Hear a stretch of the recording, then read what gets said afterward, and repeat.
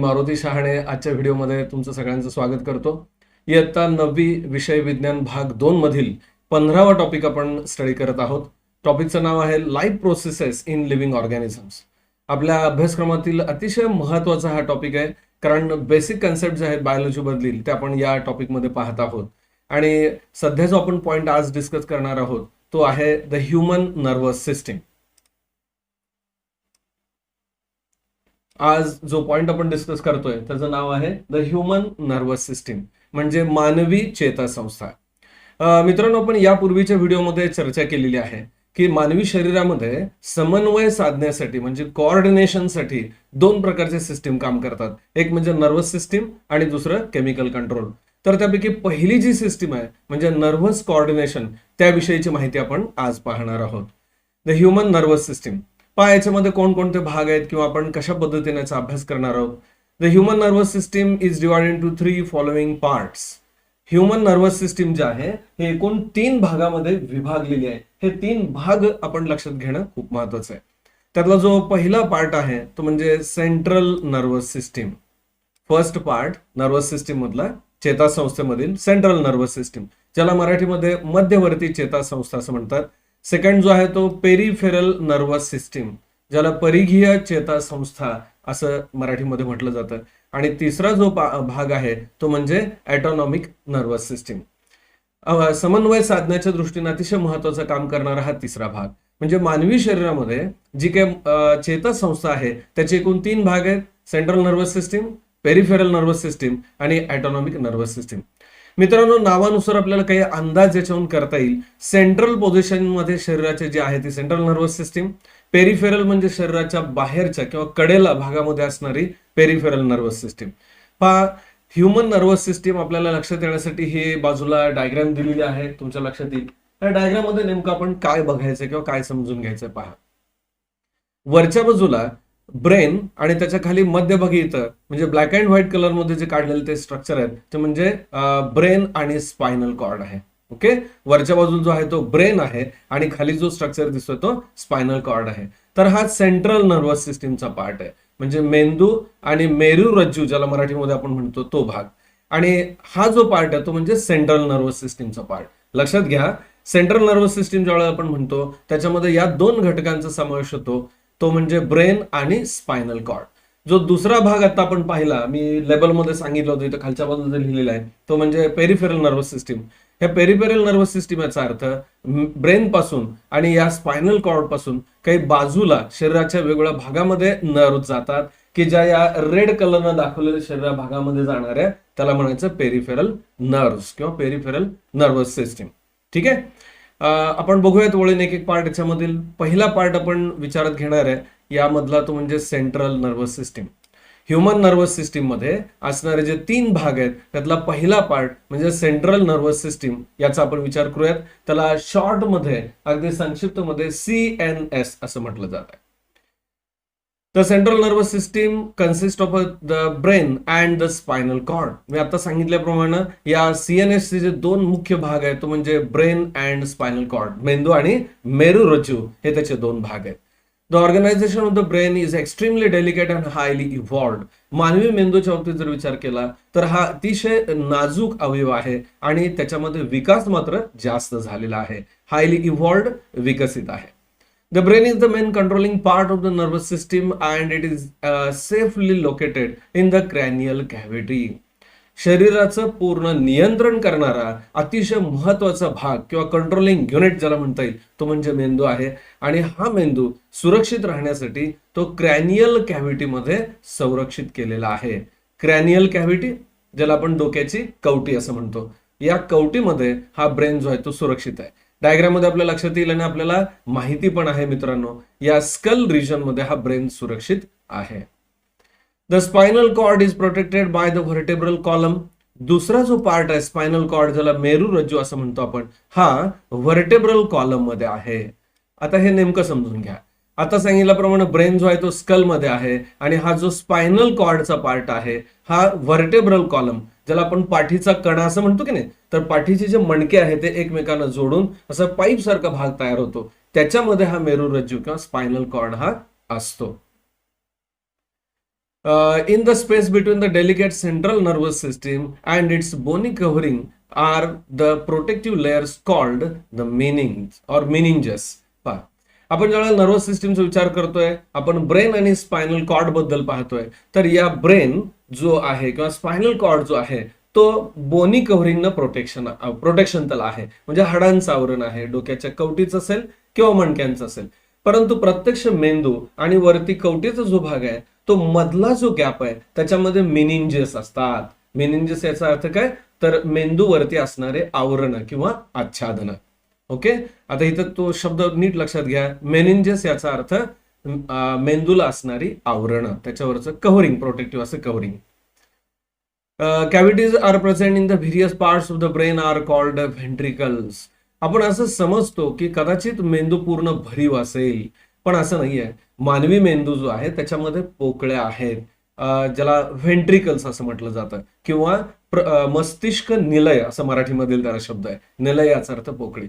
मेंदूमध्ये वेगवेगळ्या ठिकाणी अशा कॅव्हिटीज आहेत, त्याला व्हेंट्रिकल असं म्हणतात. Whereas the long tubular cavity of the spinal cord is called the central canal. पहा, आपण ही डायग्राम शिवाय हे स्पष्टीकरण सांगणं अवघड आहे, म्हणून मला परत या डायग्राम कडे यावं लागतंय. जो स्पायनल कॉर्ड आहे, मेरुरज्जू आहे, हा मेरुरज्जू सुद्धा भरीव नाहीये. हा मेरुरज्जू सुद्धा मधून पोकळ आहे, आणि जे मधली पोकळी आहे त्याला मध्य नाल असं म्हणतात मराठीमध्ये. त्याला दुसरं इंग्रजीमधलं नाव काय, सेंट्रल कॅनाल. हा जो मेरुरज्जू आहे, स्पायनल कॉर्ड आहे, याच्यामध्ये अखंड अशी पोकळ नलिका आहे, नळी आहे, त्याला सेंट्रल कॅनल असं म्हणतात. The ventricle, central canal and the spaces between the meninges are filled with a cerebrospinal fluid. आता सांगितल्याप्रमाणे नीट कन्सेप्ट लक्षात घ्या. या मेंदूमध्ये असणाऱ्या पोकळ्या म्हणजेच वेंट्रिकल्स, त्यानंतर या स्पायनल कॉर्ड मध्ये असणारे पोकळी म्हणजे सेंट्रल कॅनल, आणि हे ब्रेन आणि स्पायनल कॉर्ड या बोनच्या मध्ये असणारा जो गॅप आहे हा जसा तसा रिकामा नाहीये किंवा पोकळ नाहीये, तर त्याच्यामध्ये एक फ्लुइड आहे आणि त्याचं नाव आहे सेरेब्रोस्पायनल फ्लुइड. त्याचं नाव काय, नीट लक्षात ठेवा, सेरेब्रोस्पायनल फ्लुइड. यालाच मराठीमध्ये प्रमस्तिष्क द्रव्य असं म्हटलं जातं, cerebrospinal fluid. This fluid supplies nutrition to the central nervous system and protects from the shock. हे जे सेरेब्रोस्पायनल फ्लुइड आहे किंवा जो द्रव आहे याचे दोन महत्वाचे फंक्शन आहे. एक म्हणजे नरिशमेंट, न्यूट्रिएंट्स देणं, आणि it gives the protection from the shock. म्हणजे मेंदू आणि मज्जारज्जू याला न्यूट्रिशन करणं, पोषण तत्व पुरवणं, किंवा ज्याला आपल्याला एनर्जी देणं असं म्हणता येईल. आणि त्याचबरोबर जर बाह्य काही आघात असतील, फिजिकल जर्क्स असतील, तर ते ऍब्सॉर्ब करण्याचं काम हे फ्लुइड करतात. पहा, आपण मेंदूबद्दलची जी आंतररचना आहे किंवा त्याची स्कल मध्ये असणारी मांडणी आहे कशा पद्धतीने असते याची डायग्राम आता बघूयात. स्ट्रक्चर ऑफ द ब्रेन, आपण जो पॉइंट विचारात घेतो, कोणता पॉइंट आहे, स्ट्रक्चर ऑफ अ ब्रेन. याच्यामध्ये दोन डायग्राम दिलेले आहेत. इकडं डाव्या बाजूला असणारी एक डायग्राम आहे आणि त्याच्यानंतर उजव्या बाजूला. आता ऍक्च्युली स्कल मध्ये म्हणजे कवटीमध्ये मेंदूची पोझिशन कशी असते, आणि ऍक्च्युली मेंदू जर आपण जवळून पाहिलं तर त्याचे भाग कोणते, या दोन्ही डायग्राम मध्ये आपल्याला पाहायचं आहे. पहिली डायग्राम पहा, काय दिसतं याच्यामध्ये, कवटीचा, डोक्याच्या कवटीचा भाग आहे, आणि इथं वरती जो दिसणारा भाग आहे तो म्हणजे ब्रेन. या मेंदूचा जो मुख्य भाग आहे किंवा ब्रेनचा मेन पार्ट आहे त्याला आपण सेरेब्रम असं म्हणतो, आणि या मागच्या भागाला, इकडच्या भागाला सेरेबेलम असं म्हणतात. So human brain, it is having the two major parts, that is the cerebrum, upper major region, and the behind region, backward region, which is called as a cerebellum, मागच्या बाजूला असणारा सेरेबेलम पार्ट. त्यानंतर या ब्रेनच्या अगदी तळाशी खालच्या बाजूला असणारा रिजन आहे तो म्हणजे मेड्युला ऑब्लॉंगेटा.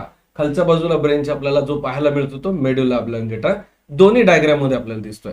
आणि याच ब्रेनचं कंटिन्युएशन म्हणजे पुढे सलग हे स्पायनल कॉर्ड मध्ये रूपांतरण होतं. लक्षात येते, म्हणजे कवटीमधून ब्रेनच्या तळापासून म्हणता येईल आपल्याला खाली जो अखंड रॉड सारखा भाग जातो, ज्याला आपण स्पायनल कॉर्ड, मेरुरज्जू म्हणतो, तो स्पायनल कॉर्ड हा ऍक्च्युली ब्रेन पासून इथं खाली येतोय. ठीक आहे. ब्रेनचे जे वेगवेगळे भाग आहेत या उजव्या बाजूला दिलेल्या डायग्राम मध्ये बघा. सेरेब्रम जो पार्ट आहे म्हणजे वरती ब्राऊन कलरचा जो दाखवलेला भाग आहे, अगदी वरच्या बाजूला असणारा ब्राऊन कलरचा पार्ट, तर हा पार्ट अगदी स्मूथ नाहीये, तर त्याच्यावरती कॉन्व्होल्युशन्स आहेत. सो कॉन्व्होल्युशन्स ऑफ द सेरेब्रम हे डायग्राम मध्ये दाखवलंय, म्हणजे वळ्या किंवा घड्या पडल्यासारखा भाग आहे. त्यानंतर ब्रेनच्या आणखीन खालच्या बाजूला जर आपण पाहिलं इथं, तर हा जो पार्ट आहे याला म्हणायचं पॉन्स, हा पॉन्स रिजन आहे. त्यानंतर जो सेरेबेलम पार्ट या डायग्राम मध्ये दाखवलाय, इकडे फिरवून ही डायग्राम काढली, लेफ्ट राईट साईड चेंज केलेली आहे, तर हा सेरेबेलम पार्ट आहे. त्यानंतर खालच्या बाजूला येणारा स्पायनल कॉर्डचा रिजन, आणि या स्पायनल कॉर्डच्या आणि ब्रेनच्या मध्ये जो रिजन आहे मधला भाग, तो म्हणजे मेडुला ऑब्लॉंगेटा. मला वाटतं ब्रेनच्या स्ट्रक्चर बद्दल किंवा त्याच्या भागांविषयी आपल्याला जजमेंट आलं असेल. याची माहिती आपण बघूयात. The brain of an adult human ways about 1300 to 1400 grams. साधारणतः विकसित मानवाचा जर विचार केला, म्हणजे प्रौढ मानवाचा जर विचार केला विकसित म्हणण्यापेक्षा, तर 1300 ते 1400 ग्रॅम इतकं मेंदूचं वजन भरतं साधारणपणे. And consist of approximately 100 billion neurons, आणि जवळजवळ 100 अब्ज इतक्या मोठ्या संख्येनं न्यूरॉन्स म्हणजेच नर्व सेल असतात. आणि इतक्या मोठ्या संख्येनं न्यूरॉन्स आहेत किंवा नर्व सेल आहेत, म्हणूनच आपल्याला असं आपण म्हणतो की मानवी मेंदू हा विकसित आहे. एक न्यूरॉन किंवा प्रत्येक नर्व सेल ही डेटा स्टोअर करायचं काम करते, माहिती साठवण्याचं काम करते. म्हणून जेवढी न्यूरॉनची संख्या जास्त असेल तेवढी इव्हॉल्व किंवा विकसित मेंदू आहे असं मानलं जातं. आणखीन एक महत्वाची गोष्ट आपल्याला इथं पाहिजे आहे, ती म्हणजे left side of our brain controls the right side of our body, and right side of our brain controls the left side of body. आपल्या मेंदूचा जर विचार केला तर मेंदूचा उजवा भाग हा शरीराच्या डाव्या भागावरती कंट्रोल करतो, आणि याच्या उलट मेंदूचा जो डावा भाग आहे तो शरीराच्या उजव्या भागावरती कंट्रोल करतो. लक्षात येत आहे? त्याचं कारणच असं आहे की उजव्या भागातील ब्रेनच्या ज्या नर्व्स आहेत त्या बॉडीच्या लेफ्ट साईडला जातात, तर लेफ्ट साईडच्या ब्रेनच्या ज्या नर्व्स आहेत, आपण नंतर त्याचा विचार करणार नावांबद्दल वगैरे, तर त्या राईट साईडला जातात. हे अतिशय महत्वाचं पॉइंट आहे, आपण व्यवस्थित लक्षात ठेवा. In addition the left side of the brain controls our speech.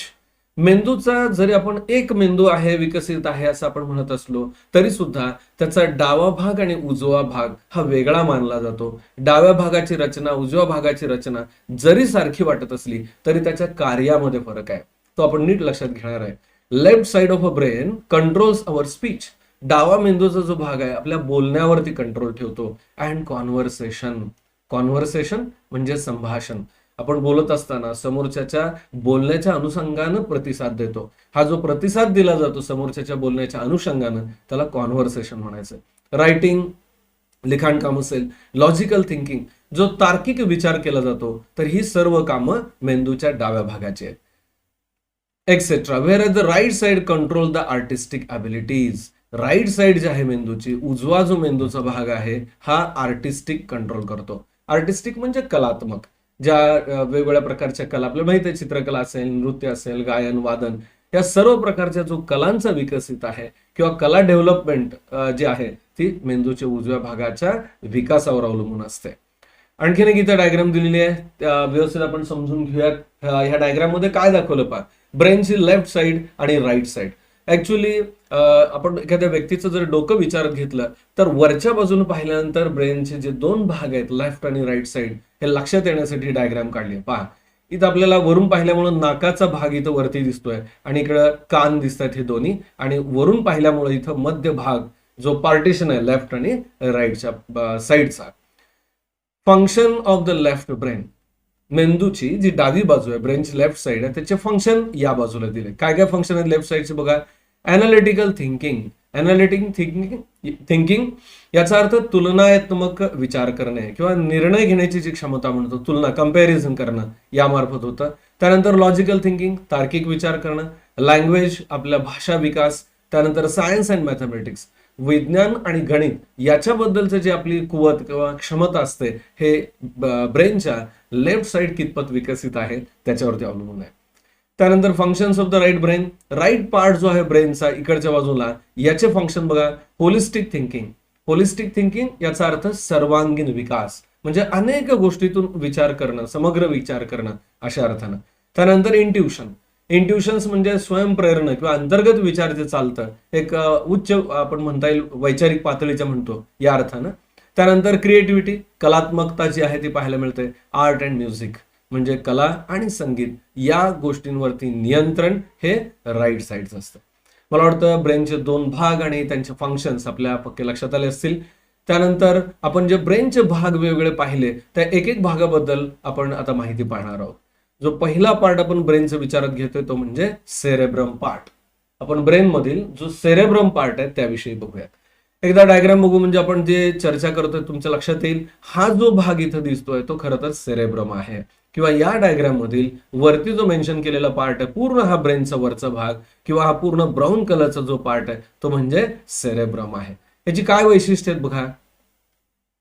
This is the largest part of our brain and consist of a 2 cerebral hemisphere. मेंदूचा सगळ्यात मोठा भाग हा म्हणजे सेरेब्रम आहे आणि त्याच्यामध्ये 2 सेरेब्रल हेमिस्फिअर्स आहेत. 2 सेरेब्रल हेमिस्फिअर्स आर देअर. याचा अर्थ काय, आत्ताच आपण चर्चा केली पार्ट मेंदूचा लेफ्ट पार्ट आणि राईट पार्ट यालाच हेमिस्फिअर म्हणतात, म्हणजे मेंदूचे अर्धगोल, उजवा आणि डावा अर्धगोल. These hemispheres are joined with each other with the help of a tough fibers and nerve tracts. हे जे 2 भाग आहेत लेफ्ट आणि राईट साइड हे एकमेकांना जोडलेले आहेत. कसे? Join with each other with tough fibres, म्हणजे कठीण अशा फायबर्सनं त्यांची जोडणी झालेली आहे आणि त्याच्यामध्ये नर्व ट्रॅक्ट सुद्धा आहेत, म्हणजे नर्वच्या सहाय्यानं आणि कठीण अशा फायबर्सनं हे 2 गोल एकमेकांना जोडलेले असतात. The cerebrum occupies 2/3 part of the brain. हा पण खूप महत्वाचा पॉइंट आहे. जो सेरेब्रम पार्ट आहे तो ब्रेनच्या मधील मेंदूमधील अतिशय महत्वाचा भाग आहे, कारण 2/3 भाग म्हणजे पूर्ण मेंदूचा जर विचार केला तर त्यापैकी हा जो पूर्ण ब्राऊन पार्ट दिसतोय हा 2 भाग आणि उरलेला हा 1 भाग, असे एकूण टोटल 3 पैकी 2 भाग इतका सेरेब्रम असतो, तर उरलेला 1 भाग हा सेरेबेलम असतो, असं लक्षात ठेवा. Hence it is called the large brain. म्हणून या सेरेब्रमलाच लार्ज ब्रेन असं म्हणतात. आपण ऐकलं असेल पण मोठा मेंदू आणि छोटा मेंदू आहे असं आपण म्हणतो. मोठा मेंदू याचा अर्थ सेरेब्रम पार्ट आणि ज्याला छोटा मेंदू म्हणतो मागं असणारा म्हणजे cerebellum part. Its surface has a deep irregular ridges and grooves which are called the convolutions. पहा, आपण जर सेरेब्रमचा विचार केला तर याच्यावरती अशा वळ्या वळ्या किंवा घड्या घड्या असल्यासारखा पार्ट दिसतोय. मेंदूचा सेरेब्रम पार्ट पाहिला तर वळ्या किंवा घड्या घड्या असल्यासारखा भाग दिसतोय. हा असणं हे खूप महत्वाचं आहे. त्याचं कारण काय, तर त्याची आतली सरफेस एरिया, अंतर्गत जे क्षेत्र असेल ते वाढवण्यासाठी हे अशा वळ्या किंवा घड्या आपल्याला पाहायला मिळतात. याच्यासाठी शब्द काय वापरला बघा. Its surface has a deep irregular ridges and grooves. Irregular म्हणजे अनियमित, रिजेस अँड ग्रूव्स उंचवटे आणि खळगे अशा पद्धतीने त्या घड्या तयार झालेल्या असतात. And these are convolution called as a convolutions. आणि याला शब्द काय वापरलाय, कॉन्व्होल्युशन, ज्याला मी आता म्हणतोय ते घड्या किंवा घड्या असं त्याचा अर्थ म्हणता येईल आपल्याला. Convolution increase the surface area of the cerebrum and therefore large number of nerve cell can be accommodated.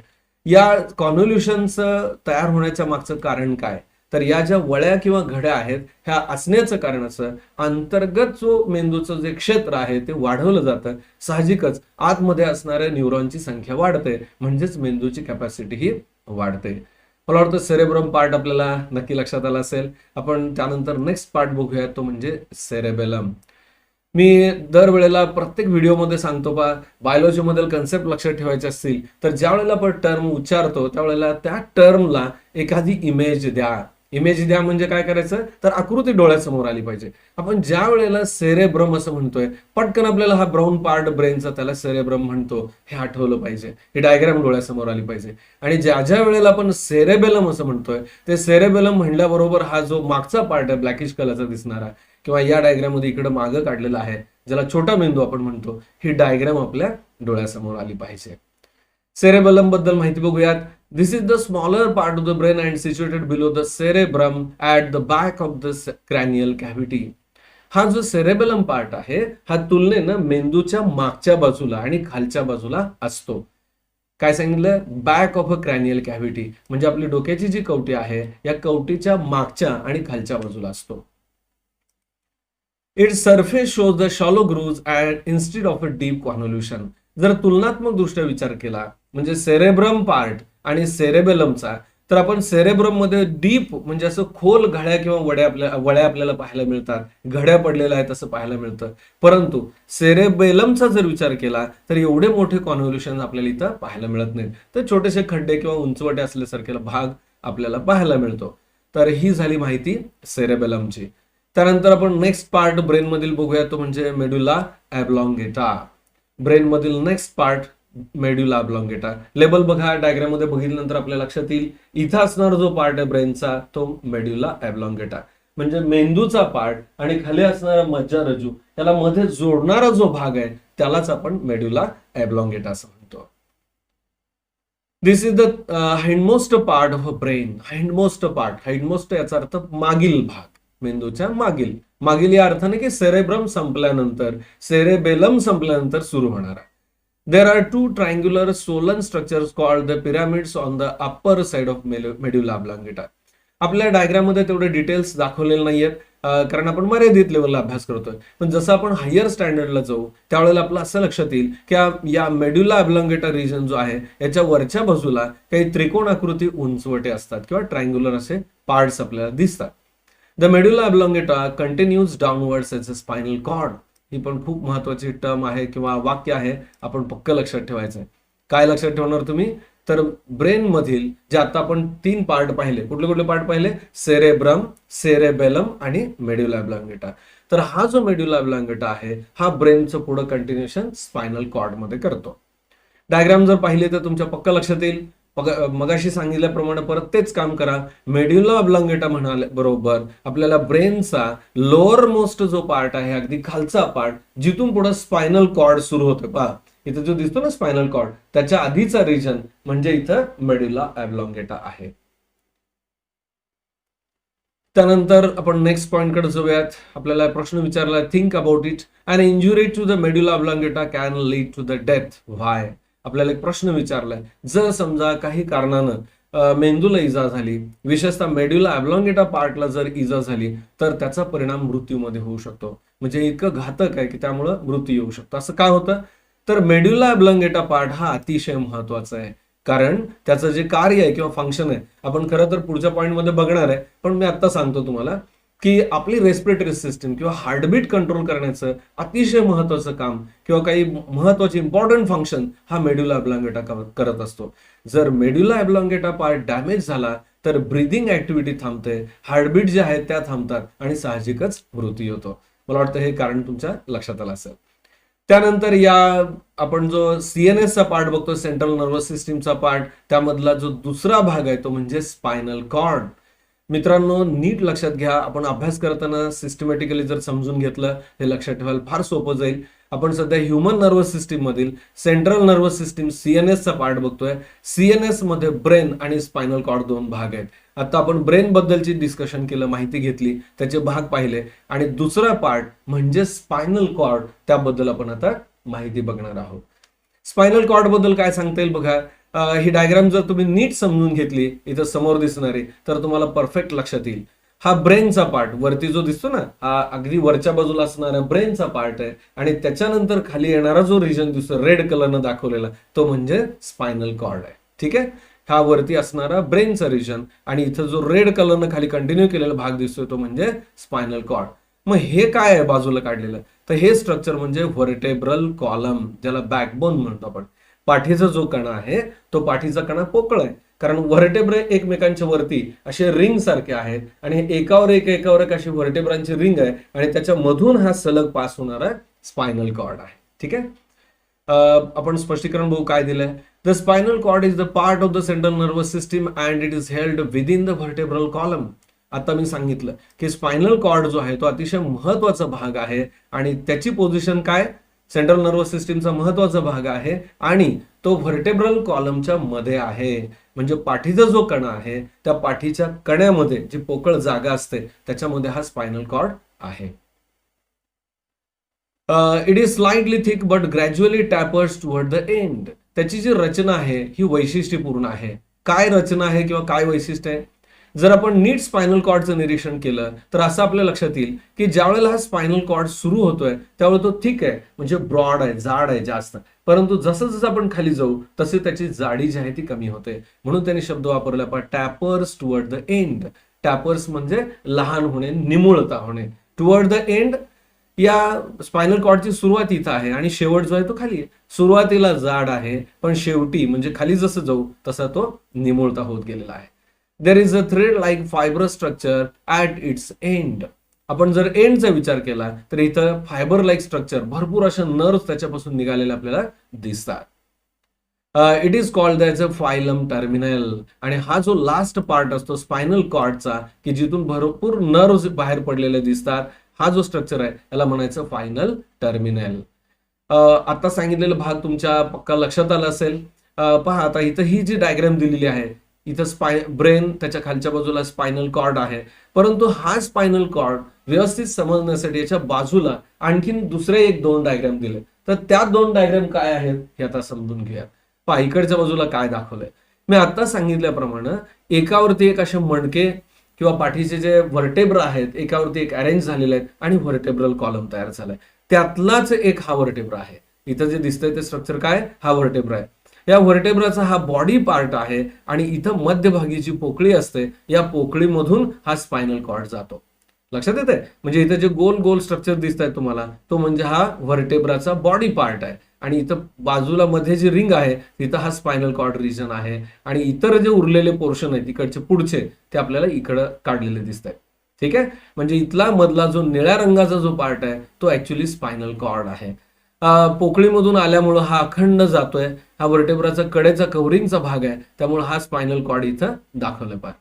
आणि ही जी डायग्राम आहे त्यातला विशेषतः हा स्पायनल कॉर्डचा पोर्शन आहे आणि हा व्हर्टेब्राचा पोर्शन आहे. त्यातला नेमका स्पायनल कॉर्ड कोणता, तर तो हा वरच्या डायग्राम मध्ये दाखवलाय. पहा कडेला पलीकडच्या बाजूला जी डायग्राम दाखवली तो स्पायनल कॉर्डचा टीएस सेक्शन आहे, म्हणजे ट्रान्सवर्स सेक्शन आहे, की ज्याच्यामध्ये आत काय आहे स्पायनल कॉर्डचा ते पण आपल्याला दिसतंय. हा स्पायनल कॉर्डचा मुख्य रिजन. मग अशा आपण एक शब्द वापरला तर पहा स्पायनल कॉर्ड जो आहे तो मध्ये पोकळ आहे, तुम्हाला इथे दिसेल पार्ट, हा जो ब्राऊन कलरचा पार्ट दिसतोय तो, की ज्याच्यामध्ये आणि मध्ये काही रिजन दिसतात इथं ओपनिंग, ज्याला आपण सेंट्रल कॅनल असं म्हणालो होतो, की या सेंट्रल कॅनल मध्येच सेरेब्रोस्पायनल फ्लुइड असतं. या स्पायनल कॉर्डच्या बाजूनं, या बाजूला आणि या बाजूला ह्या नर्व्स एकत्र येतात किंवा पार्ट एकत्र येतात आणि त्यापासून स्पायनल नर्व तयार होते. याविषयीची आपण माहिती नंतर घेणार आहोत, पण लक्षात घ्या या स्पायनल कॉर्ड पासून नर्व्स बाहेर पडतात. इथं दाखवलेत नाही दोऱ्यासारखे स्ट्रक्चर, फायबर सारखे स्ट्रक्चर, तर हे ऍक्च्युली नर्व्स आहेत. ओके. फाइंड आउट ही माहिती आपल्याला घ्यायला सांगितले. You may have seen how a drunken person struggle to maintain his body balance. एखादी दारू पिलेली व्यक्ती जर रोडवरून जाताना आपण पाहिली तर आपल्या लक्षात येतं की त्याला चालण्यासाठी किती अडचण येते. 70-80 फुटाचा रस्ता जरी असेल तरी पुरत नाही, कारण बॉडी बॅलन्स करू शकत नाही. An excess of alcohol in the body causes one to lose control over it. जास्त अल्कोहोल शरीरामध्ये गेल्यामुळं नर्वस सिस्टीम जे आहे ते माल फंक्शन करते, म्हणजे प्रॉपर काम करत नाही. जे नेहमीची आपली अबिलिटी आहे बॅलन्स करण्याची, शरीराचं संतुलन राखण्याची, ती ढासळली जाते. Why does this happen? Find out the reason with the help of internet. नेटवरती याच्याविषयीची माहिती आपण बघायची. यानंतर नेक्स्ट आपल्याला पार्ट बघायचा तो असा brain different regions and function. आता जी माहिती आपण सुरुवातीला घेतली ना ब्रेन बद्दलची, तर ब्रेनचे जे वेगवेगळे पार्ट्स आहेत ज्यांचे आपण ऑलरेडी अभ्यास केलाय त्याचे फंक्शन्स इथे एकत्रित दिलेले आहेत. सारांशाला आपण हे समजून घेणार आहोत. चार्ट व्यवस्थित बघा, पार्ट आणि त्याचे वेगवेगळे फंक्शन्स. पहिला जो रिजन आहे सेरेब्रम पार्ट. फंक्शन काय? Control of voluntary movements. आपल्या ज्या ऐच्छिक हालचाली आहेत, आपल्या इच्छेनं जे आपण करतो, हातालाच्या हालचाली असेल, पायाच्या हालचाली असेल किंवा कोणत्याही इच्छेनं होणाऱ्या, त्या कंट्रोल होतात. देन कॉन्सन्ट्रेशन, ज्याला आपण एकाग्रता म्हणतो ना आपली, त्याचं नियंत्रण आहे. प्लॅनिंग आहे, नियोजन. डिसिजन मेकिंग, निर्णय क्षमता. मेमरी, ज्याला बुद्धिमत्ता म्हणता येईल. इंटेलिजन्स अँड इंटेलेक्च्युअल ऍक्टिव्हिटी, म्हणजे आपली बुद्धिमत्ता त्याच्याशी रिलेटेड आपण म्हणता येईल. आणि बौद्धिक क्षमता किंवा कार्य जे आहेत वेगवेगळ्या कृती, त्याचं कंट्रोल आहे. त्यानंतर नेक्स्ट पार्ट आहे सेरेबेलम रिजन. सेरेबेलमचे फंक्शन काय काय आहेत बघा. Coordination of the voluntary movements, आपल्या ज्या ऐच्छिक हालचाली आहेत त्याच्यामध्ये समन्वय साधणं. आणि सेकंड फंक्शन आहे मेंटेनिंग द बॉडी बॅलन्स, शरीराचा तोल सांभाळणं. हे अतिशय महत्वाचं फंक्शन हा सेरेबेलम करतो. आपल्याला माहित आहे मित्रांनो की ज्या वेळेला बाल्यावस्था असते किंवा लहान बाळ असतं, ते सुरुवातीला जन्माचा पासून जर आपण विकासाचा विचार केला त्याचा, तर ते सुरुवातीला अगदी लहान झोपवलेलं असताना एका अंगावर व्हायला लागतं, नंतर ते पालतं पडायला लागतं, रांगायला लागतं, हळूहळू उभारतं, नंतर चालतं. ही डेव्हलपमेंट का होते किंवा असे बदल होण्यासाठी वेळ का लागतो? तर ऍक्च्युली त्यावेळेला ब्रेनचे वेगवेगळे पार्ट्स विकसित होत असतात. जेव्हा सेरेबेलम पार्ट विकसित होईल त्यावेळेला बॉडी बॅलन्स करणं, पूर्णपणे उभा राहणं किंवा चालणं हे ऍक्टिव्हिटी करता येतात. नेक्स्ट पार्ट आहे medulla oblongata. Control of the voluntary activities like the beating of a heart. मगाशी आपण चर्चा केली होती, एक प्रश्न विचारला होता की मेड्युला ऑब्लांगेटा पार्ट जर डॅमेज झाला तर मृत्यू काय येतो, त्याची कारणे इथे आपल्या लक्षात येतील. Control of voluntary activities, इनव्हॉलंटरी activities म्हणजे अनैच्छिक काही क्रिया शरीरांतर्गत चालू असतात आणि त्याचं नियंत्रण हा मेड्युला ऑब्लांगेटा करतो. शब्द नीट लक्षात घ्या, व्हॉलंटरी नाही, इनव्हॉलंटरी ऍक्टिव्हिटी, अनैच्छिक काही क्रिया चालू असतात. कोणकोणत्या? बीटिंग ऑफ हार्ट, आपल्या हार्टबीट जे चालू आहेत त्याच्याशिवाय ब्लड सर्क्युलेशन, रक्ताभिसरण संस्था जी काम करत होते, त्यानंतर ब्रीदिंग, श्वसन, स्नीझिंग, शिंकणे, कफिंग, खोकणे, सलायवेशन, लाळ निर्मिती, अशा अनेक ऍक्टिव्हिटीवरती कंट्रोल हा मेड्युला ऑब्लांगेटा पार्ट करतो. त्यानंतर स्पायनल कॉर्ड बद्दलचे फंक्शन दिले बघा. पहिलं फंक्शन आहे conduction of impulses from the skin toward the brain. आपल्या त्वचेला होणारी जी संवेदना असेल, म्हणजे टोचण्याची असेल, स्पर्शाची असेल, उष्णतेच्या विषयीची असेल, या सगळ्या संवेदना ब्रेनकडे घेऊन जाण्याचं काम हा स्पायनल कॉर्ड करतो. सेकंड फंक्शन आहे conduction of impulses from brain to the muscles and gland. याच्या उलट त्वचेकडून मेंदूकडे जशा संवेदना नेतोय त्याचप्रमाणे हा स्पायनल कॉर्ड ब्रेनकडून संवेदना मसल्स म्हणजे स्नायू आणि ग्रंथींकडे आणतो. आणि तिसरं फंक्शन आहे functions at the centre of coordination of reflex actions. इथे एक नवीन शब्द येतोय, रिफ्लेक्स ऍक्शन. खरं तर याच्याविषयी आपण पुढच्या भागामध्ये, पुढच्या व्हिडिओमध्ये माहिती घेणार आहोत की रिफ्लेक्स ऍक्शन म्हणजे काय. थोडक्यात सांगतो की काही वेळेला अशी परिस्थिती असते की एखादी घटना आपण पाहतो आणि त्याला प्रतिसाद द्यायचा असतो, पण प्रतिसाद देण्यासाठीचा खूप कमी वेळ असतो. तिथं इन्स्टंट प्रतिसाद दिला जातो की ज्या वेळेला ब्रेनकडून कुठलंही डिसिजन घेतलं जात नाही, तर स्पायनल कॉर्ड त्याच्या स्वतःच्याच लेवलवरती डिसिजन घेऊन प्रतिसाद देतो. त्याला म्हणायचं रिफ्लेक्स ऍक्शन. लक्षात येत आहे? एखादा छोटासा कीटक असेल, जर उडत उडत डोळ्यात चालला तर आपल्याला त्याला वेळ नाहीये की आता काय करावं, अशा वेळेला आपण पटकन डोळे बंद करतो किंवा मान मागे घेतो. ही जी ऍक्टिव्हिटी आहे, जो अचानक किंवा सडन असं दिलेलं प्रतिसाद आहे, त्याला म्हणायचं रिफ्लेक्स ऍक्शन. तर हे कंट्रोल स्पायनल कॉर्ड मार्फत केलं जातं.